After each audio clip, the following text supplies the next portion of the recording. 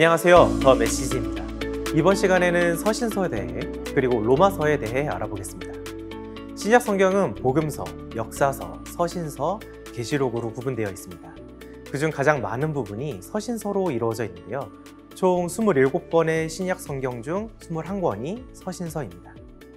서신서는 기본적으로 편지입니다. 1세기 당시 편지는 가장 일반적인 의사소통 방식이었습니다. 그러나 서신서가 다른 편지와 다른 점은 그 목적에 있습니다. 서신서는 예수 그리스도의 복음을 선포하고 복음에 합당한 삶을 가르치는 편지들입니다. 수신인인 그리스도인과 그 공동체된 교회를 교훈하고 격려하며 또 권면하기 위한 목적으로 쓰였습니다. 서신서는 편지이기 때문에 수신인과 발신인이 있습니다. 수신인은 각 서신서의 이름이 되었고 발신인을 중심으로 서신서를 크게 바울 서신과 일반 서신으로 나눌 수 있습니다. 신약 성경은 매우 친절하게 순서가 편집되어 있습니다. 로마서부터 빌레몬서까지는 바울의 서신서이고 히브리서부터 유다서까지의 일반 서신은 그 뒤에 배치되어 있습니다. 발신자에 의해 깔끔하게 분류되었으나 책의 순서대로 쓰여진 것은 아닙니다. 순서적으로는 야고보서가 제일 먼저 쓰여졌으며 요한 1서부터 3서가 가장 마지막에 쓰여진 서신서로 알려져 있습니다. 바울 서신의 수신자는 크게 교회와 개인으로 구분할 수 있습니다. 로마서부터 데살로니가 전후서는 각 지역의 교회에 전하는 편지이며 디모데서부터 빌레몬서까지는 개인에게 전하는 편지입니다. 바울은 목회적인 목적으로 편지를 썼습니다. 교회와 개인에게 진리를 다시 설명하고 가르침으로 교회가 건강하게 유지되도록 하였으며 복음에 대해 적극적으로 변증하였습니다. 때로는 자신에 대해 변호하는 내용을 담기도 했습니다. 로마서에 대해 알아보겠습니다. 편지의 서두에 분명하게 적은 대로 로마서의 발신인은 사도 바울입니다. 사도 바울은 주 57년 3차 선교 여행 중에 고린도에서 이 편지를 썼을 것으로 추정합니다. 이 당시 예루살렘 교회는 가난과 지독한 기근으로 허덕이고 있었습니다. 그래서 예루살렘 교회를 위해 모금한 헌금을 가지고 예루살렘으로 떠났는데 그 사이에 약 3개월의 시간 대부분을 고린도에서 보냈습니다. 이 기간에 로마서를 쓴 것입니다. 이때까지 바울은 로마를 방문한 적이 없었지만 그곳에 가기를 간절히 원했고 그들에게 먼저 편지를 썼습니다. 바울은 예루살렘에 헌금을 전달하고 스페인으로 가는 길에 로마의 교회에 방문할 계획이었습니다. 로마는 당대 가장 강력했던 로마 제국의 수도였습니다. 모든 길은 실제로 로마로 통하고 있었습니다. 사도 바울은 그러한 로마에 복음을 전함으로 복음이 전 세계에 전달되게 하고자 하였을 것입니다. 그러나 로마에서 그리스도인이 된다는 것은 결코 쉬운 일이 아니었습니다. 로마인들은 헬라의 신들을 수용해서 로마화하였고 황제 숭배 또한 장려되었습니다. 로마는 신들로 가득 차 있었고 모든 신들이 실제로 살아있다는 생각 역시 만연하였습니다. 이로 인해 로마인들은 유대인들과 그리스도인들을 무신론자로 간주하였습니다. 이들이 유일하신 하나님을 믿고 다른 신들의 존재를 부인했기 때문입니다. 그러나 이러한 곳에서도 교회는 세워졌습니다. 로마 교회는 베드로의 설교를 듣고 성령님을 통해 유대교에서 회심한 로마 그리스도인들이 다시 로마로 돌아와서 세운 것으로 보입니다. 바울은 아직 교사나 지도자도 제대로 세워지지 않은 연약한 로마 교회 성도들의 신앙을 견고하게 하기 위해 이 편지를 보냈습니다.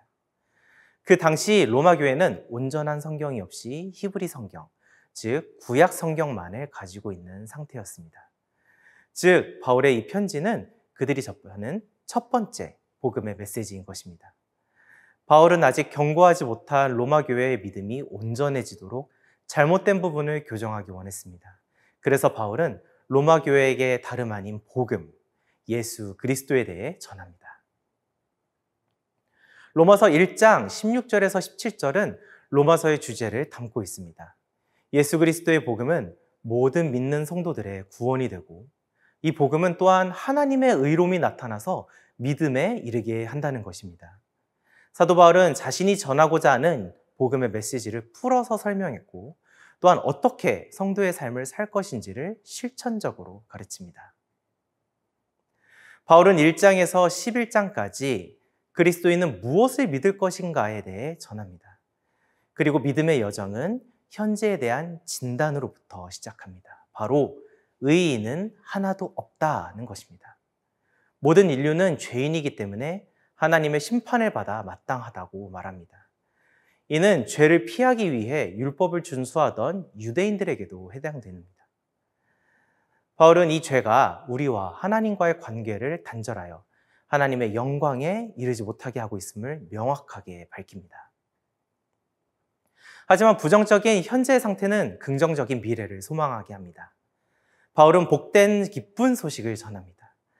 하나님의 의로움이 예수 그리스도를 믿는 모든 이들에게 차별 없이 주어졌다는 것입니다. 예수님은 죽으심으로 우리의 죄값을 치러주셨고 그로 인해 우리에게 은혜로 구원의 길을 주셨음을 바울은 밝힙니다. 또한 바울은 예수 그리스도만이 하나님께 이르는 유일한 구원의 길이라는 것을 명확하게 합니다. 6장부터 바울은 구원받은 사람들의 실제적인 삶에 초점을 맞춥니다. 그리스도를 믿는다는 것, 구원을 받는다는 것은 단지 신앙의 시작일 뿐입니다. 이후 그리스도인은 죄를 멀리하며 하나님과의 성숙한 관계 가운데서 순종하는 삶을 살아야 한다고 말합니다.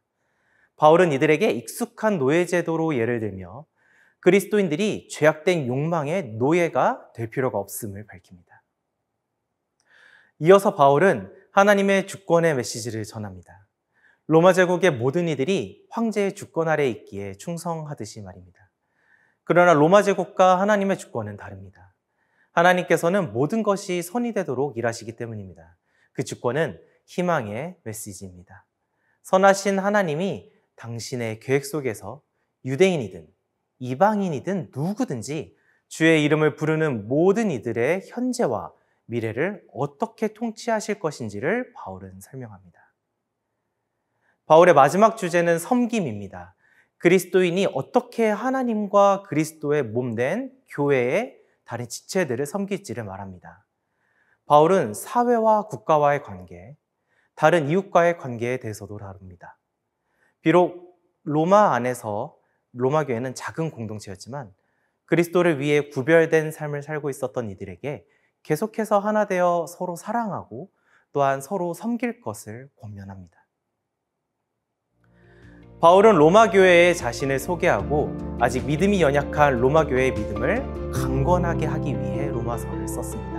그 결과 압축적이면서도 논리적이고 잘 조직된 기독교 신학이 제시되었습니다. 비록 전형적인 편지의 형태는 아닙니다만 수신자인 로마 교회를 향한 사랑의 마음은 가득히 담겨 있습니다. 그러므로 우리가 믿음으로 의롭다 하심을 받았으니 우리 주 예수 그리스도로 말미암아 하나님과 화평을 누리자. 아멘.